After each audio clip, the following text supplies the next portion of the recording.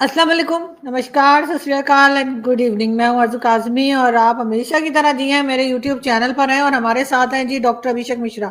बहुत शुक्रिया सर कि आज आप आए, thank you so much. Always a pleasure आरजू जी कि आपने मुझे अपने इस प्रोग्राम पे बुलाया। इसके लिए मैं आपका बहुत बहुत शुक्रगुजार हूँ। आशा करता हूँ कि आपकी रोज़ा इफ्तार ठीक से हो गई होगी। जी, और जी, बिल्कुल हो गई है। और सर आज हम ज़रा बात करेंगे बलूचिस्तान की। और वैसे तो बलूचिस्तान 3 दिन से चल रहा है, आपको पता ही होगा कि एक ट्रेन जो है वो हाईजैक की गई थी और उसके बाद जो कुछ हुआ कि कहा ये गया है कि तकरीबन 21 के करीब जो पैसेंजर्स थे उनकी जानें गई हैं और 4 के करीब बताया जा रहा है कि जो सिक्योरिटी फोर्सेस के लोग हैं उनकी जान गई है। 33 बीएलए के लोग हैं जिनको दावा किया जा रहा है हमारी तरफ से कि जी जिनको मार गिराया गया है। लेकिन इस तमाम सिलसिले में सर एक इंडियन टच है और वो इंडियन टच ये है कि हमारे जो फॉरेन ऑफिस है उसने कहा है, जो कल तक फॉरेन ऑफिस जो कल तक अफगानिस्तान का नाम ले रहा था कि अफगानिस्तान इस तमाम अटैक में और उसमें शामिल है या हेल्प कर रहा है, अब उनका कहना ये है कि जी भारत हेल्प कर रहा है। उसके साथ साथ अता तारड़ साहब जो हमारे इंफॉर्मेशन मिनिस्टर हैं, उनका कहना ये कि भारत का मीडिया जो है वो प्रोपेगेंडा कर रहा है। क्या कहेंगे आप? अच्छा आरजू जी, अब देखिए ये तो ऐसा सिलसिला है, ये एक ऐसी श्रृंखला चल रही है जिसको कि हम सुनते सुनते बड़े हो गए, आधा जीवन गुजर गया, पता नहीं कब टपक जाए यही सुनते हैं। आधा तो जीवन गुजरा सर, अभी आधा बाकी है, इसलिए अभी नहीं टपक रहे, आराम से हाँ, बात। वो आधे का क्या भरोसा। खैर एनीवेज, तो अब इस पे अब क्या कहा जाए। ना तो मेरे पास फैक्ट फाइंडिंग टीम है, ना आपके पास फैक्ट फाइंडिंग टीम है कि ये किसने किया और ये क्यों किया। इतना लेकिन फैक्ट सर, हमारे सॉरी आपकी बात काटी हूँ, लेकिन सर इसमें ये जरूर बताइएगा कि भारत पे ही इल्जाम क्यों हर बार, ये एक दूसरे के ऊपर क्यों इल्जाम लगाते हैं भारत और पाकिस्तान, कुछ भी हो देखिए, जाए। क्योंकि पाकिस्तान की जो एग्जिस्टेंस है ना, उसमें प्रॉब्लम है। पाकिस्तान है क्या, ये आज तक आप डिफाइन नहीं कर पाए। मैंने आज तक किताब पढ़ी नहीं आपकी तरफ से। पाकिस्तान को डिफाइन करने वाले लोगों ने सिर्फ रिलीजन को डिफाइन किया है। पाकिस्तान को बनाने के लिए उसको एंटी भारत बनाया गया। आपकी किताबों में वो बातें लिखी गई जो कि पाकिस्तान के होने या ना होने से उसका कोई लेना देना नहीं होना चाहिए था। लेकिन आपने पाकिस्तान के एग्जिस्टेंस को जस्टिफाई करने के लिए, इसके क्रिएशन को लेजिटिमाइज करने के लिए आपने जो कॉन्स्टिट्यूशनल प्रिंसिपल रखा वो ये था कि भारत में मुसलमानों के साथ बड़ा अत्याचार होता था और उस अत्याचार की वजह से भारत का मुसलमान भारत के हिंदुओं के साथ नहीं रह सकता था। ये आपकी कॉन्स्टिट्यूशनल प्रिंसिपल है। इस कॉन्स्टिट्यूशनल प्रिंसिपल को आप अभी तक अपने साथ रखे हुए हैं to explain all your failures. Pakistan टूटा क्यों? हिंदू ने मुदाखलत करी, हिंदू जो है वो दुष्ट है। उसके बाद बलूचिस्तान क्यों हो रहा है? हमारी कोई गलती नहीं है, गलती जो है वो बेसिकली हिंदुओं की है, रॉ की साजिश है और किसी की साजिश है। पॉइंट है कि आप जो जो फ्लॉ है आपके थ्योरी में, उसको आप रिविजिट नहीं करना चाह रहे। तो ये तो होता रहेगा। क्यों बलूच, आखिर आप एक भाई भारत क्यों बन गया है? भारत क्यों एक सक्सेसफुल स्टेट के रूप में, मॉडर्न स्टेट रिपब्लिक के रूप में बन पाया है? जबकि जितने भी जो वेस्टर्न स्कॉलर्स थे या इस्लामिक स्कॉलर थे वो तो कहते थे कभी भारत बन ही नहीं सकता, क्योंकि यहाँ इतनी मुख्तलिफ या इतनी वैरायटी और इतनी जो है डाइवर्सिटी है, इतनी बहुलता है भारत में कि ये कभी एक देश के रूप में बन ही नहीं सकता। यहाँ के लोगों में भाषाएं इतनी ज्यादा अलग हैं, इनके रेस एक दूसरे से अलग है, इनका सब कुछ एक दूसरे से अलग है, खान पान, रहना सहना, सोचना, लेकिन फिर भी भारत बन रहा है। क्योंकि भारत लेकिन 1947 में नहीं बना था, भारत बना था हजारों वर्ष से। भारत किसी रेस और ट्राइबलिज्म का नाम नहीं है। भारत एक आइडिया का नाम है, भारत एक सोच का नाम है, भारत कुछ प्रिंसिपल्स का नाम है, जिससे जो जुड़ जाएगा वो भारत बन जाएगा। तो पाकिस्तान भारत नहीं बनना चाहता, बस यही उसकी पहचान है। अब वो भारत नहीं बनना चाहता तो वो क्या बनना चाहता है? उसके पास आंसर है कि हम बेसिकली मुसलमान हैं और यही हमारी पहचान है। मगर वो ये भूल गया कि कोई दो मुसलमान आज तक एक साथ नहीं रह पाए।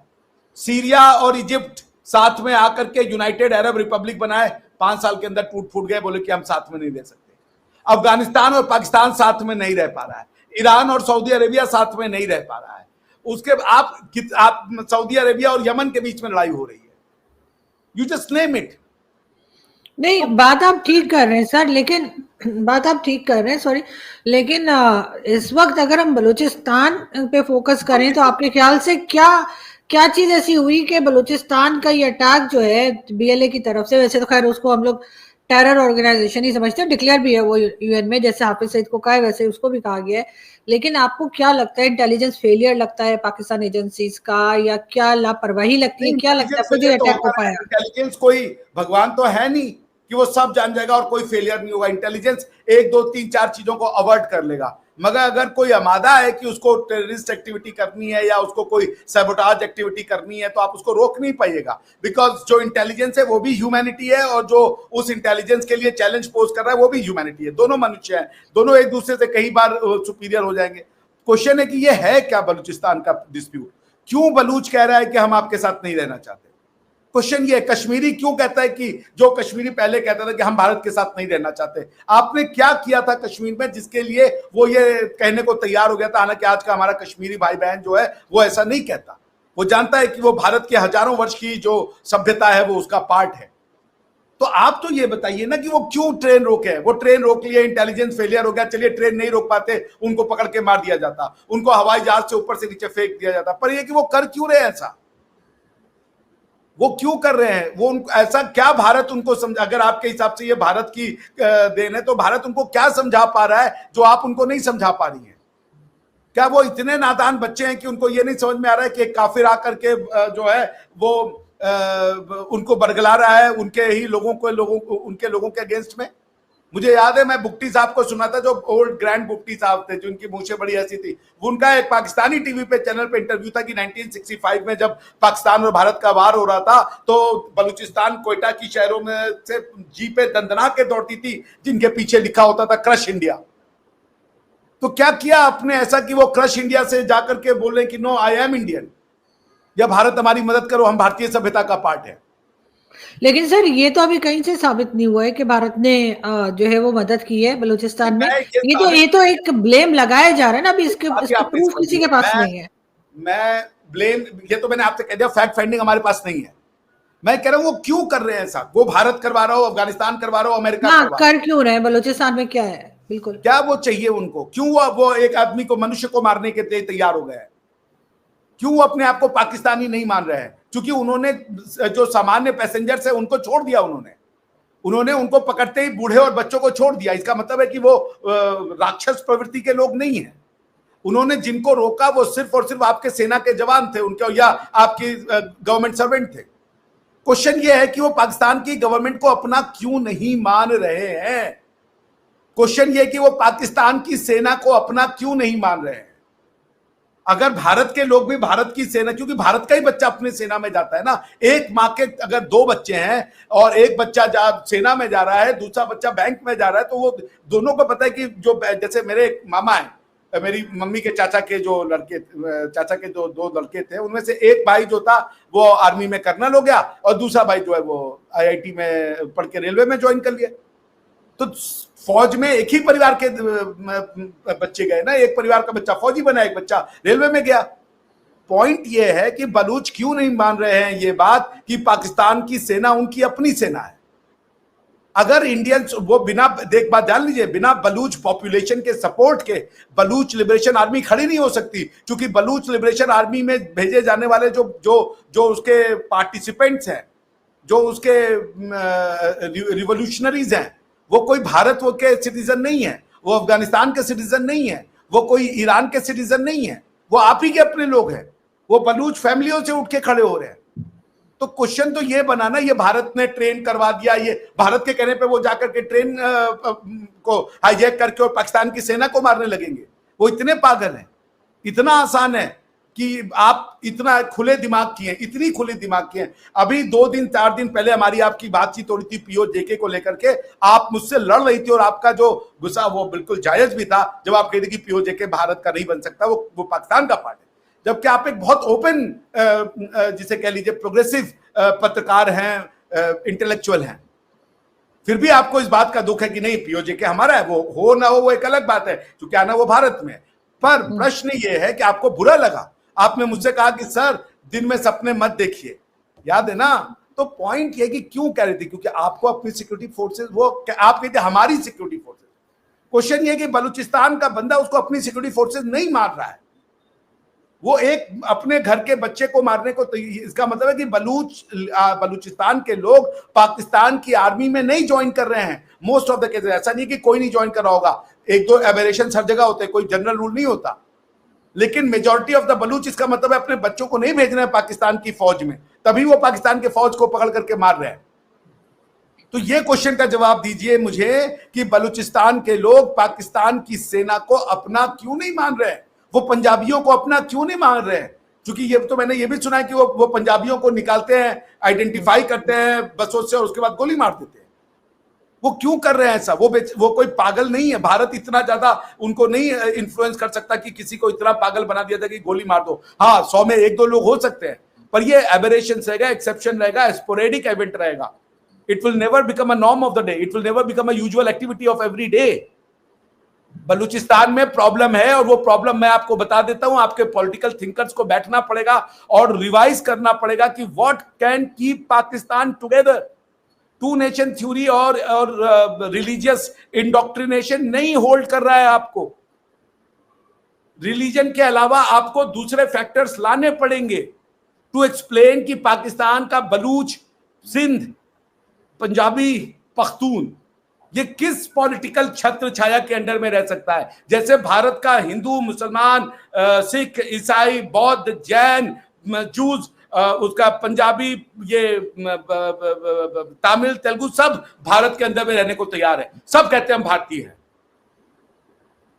तमिलनाडु में इतना हो रहा है अभी आज की डेट में ना, हिंदी भाषा को लेके वहां की गवर्नमेंट में और यूनियन गवर्नमेंट में तनातनी चल रही है। जब हमारे जो चीफ ऑफ डिफेंस स्टाफ जो थे, मैं उनका नाम भूल रहा हूं, उत्तराखंड के थे, उनकी जब एयर क्रैश में मृत्यु हुई, ठीक है ना, दावत साहब, उनकी जब एयर क्रैश में मृत्यु हुई ऊटी के पास, और जब उनकी डेड बॉडी को तमिलनाडु के शहर के उसमें से आर्मी ले जाई थी, पूरा तमिलनाडु जो है सड़कों पे आ गया था।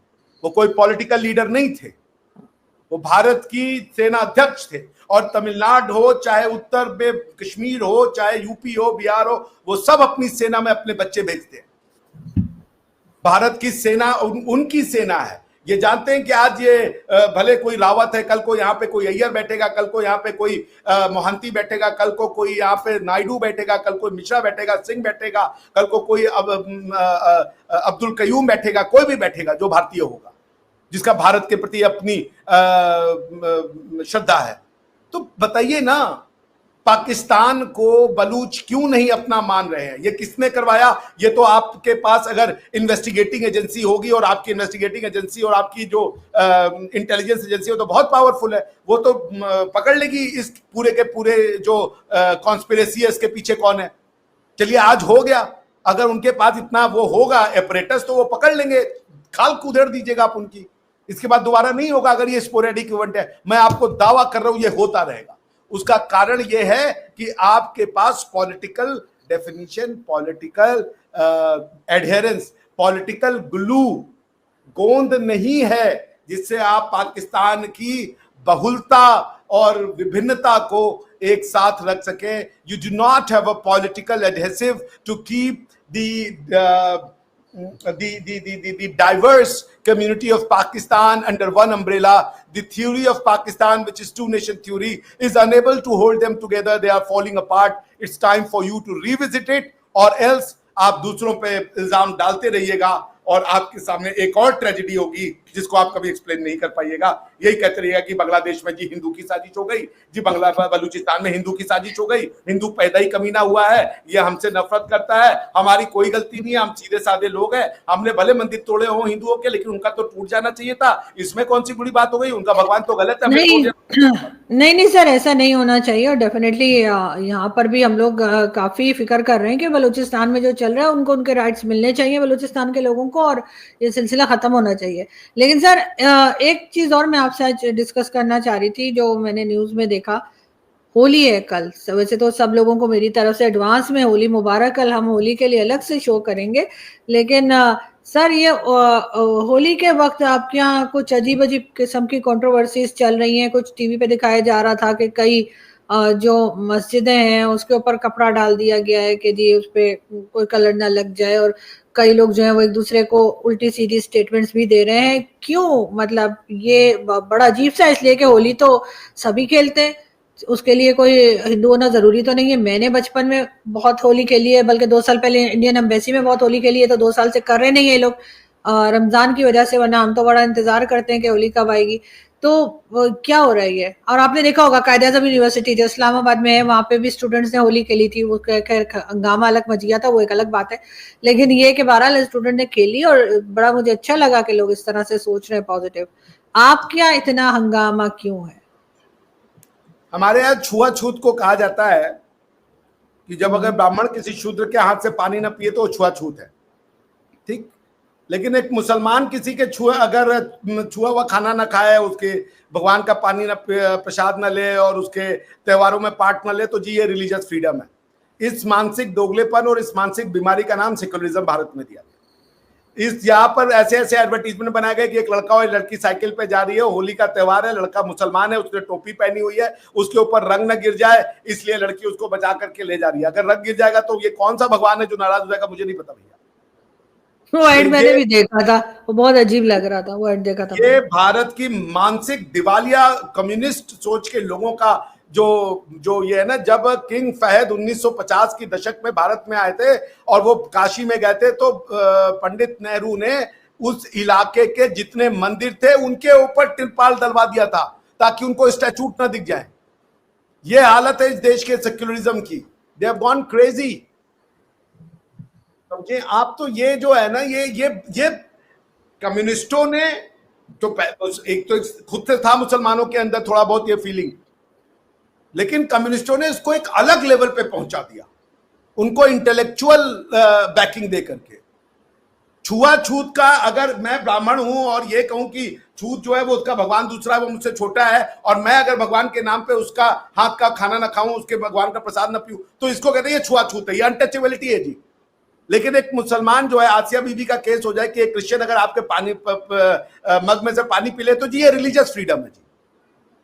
तो ये भारत के जो ये लेफ्ट लीनिंग का जो मानसिक दोगलापन ही इसको कहा जा सकता है। It's a mental bankruptcy. अपने समाज को जोड़ने की जगह समाज को तोड़ा है। तो ये दुख की बात है, मगर बहुत सारे मुसलमान ऐसे नहीं भी हैं। बहुत से मुसलमान हैं जो एक्टिव पार्टिसिपेशन करते हैं, वो बहुत प्रोग्रेसिव मुसलमान हैं, वो अपना रिलीजन भी फॉलो करते हैं और वो 2 नेशन थ्योरी को नहीं मानते। गंगा जमुना तहजीब की बोगस बकवास घटिया सड़ी हुई 2 नेशन थ्योरी के हिंदी ट्रांसलेशन को वो नहीं एक्सेप्ट करते, वो पार्टिसिपेट करते हैं। मैं ऐसे कई आपको प्राउड मुस्लिम्स का नाम बता दूंगा जो अच्छे मुसलमान भी हैं और वो उतने ही अच्छे भारतीय भी है। वो भारत के कल्चर को अपनाते हैं, भारत के त्योहारों को अपनाते हैं। आपको कई ऐसे मिल जाएंगे, कमी नहीं है हमारे यहाँ भारत की धरती को अपना मानने वाले मुसलमानों की। हमें बस उनकी संख्या बढ़ानी है और इन कम्युनिस्टों को जो है उनकी थ्योरी को हमें बस बुलडोज करना है। आप फिर देखिएगा आने वाले समय में भारत का मुसलमान एक नए कलेवर के साथ दिखेगा। वो होली भी खेलेगा, वो दीपावली भी मनाएगा और वो ईद भी मनाएगा। और वो इसलिए नहीं कि सिर्फ हम कह रहे हैं, क्योंकि अब तो मोहम्मद बिन सलमान साहब ने ताल ठोकी हुई है। कल ही कह रहे थे वो कि हम तो जी रेनेसांस ला के रहेंगे, कोई माइकल लाल हमें रेनेसांस लाने से नहीं रोक सकता। तो अभिषेक मिश्रा से तो लड़ लोगे, अभिषेक मिश्रा से तो लड़ लोगे, मोहम्मद बिन सलमान साहब से कैसे लड़ोगे? नहीं सर, किसी से भी नहीं लड़ना चाहिए। और मेरा ख्याल है कि होली एक बहुत खूबसूरत फेस्टिवल है और सभी को मनाना चाहिए, चाहे वो मुसलमान हो, चाहे वो हिंदू हो, या किसी भी भाई मैं दूसरे ईद रिलीजन से। मनाऊंगा, मैं आपके साथ ईद मनाऊंगा। ईद में आपके, अगर आप मेरे घर आती तो मैं दूध में डाल के वो टॉप क्लास सेवई बना के खिलाता कि आप भूल जाती भाई कि वो लाल वाली सेवई कैसे बनती है। आपको रुआवजा पिलाता मैं, और सबको, आप पूरे फैमिली को, आप, मैं ईद सेलिब्रेट करता। क्या दिक्कत है उसमें भाई? खुशियों का त्योहार है, बिल्कुल ब्यूटीफुल है। और ब्यूटीफुल त्योहार। बिल्कुल ऐसा ही। और कल हम डेफिनेटली होली सेलिब्रेट करेंगे और हमारे चैनल पे भी हम होली सेलिब्रेट करेंगे। और बहुत शुक्रिया सर कि आपने आज ज्वाइन किया, और कल की होली के लिए अभी से आपको बहुत बहुत शुभकामनाएं। Thank you so much. आपको भी रमजान की हार्दिक शुभकामनाएं। थैंक यू, बहुत शुक्रिया।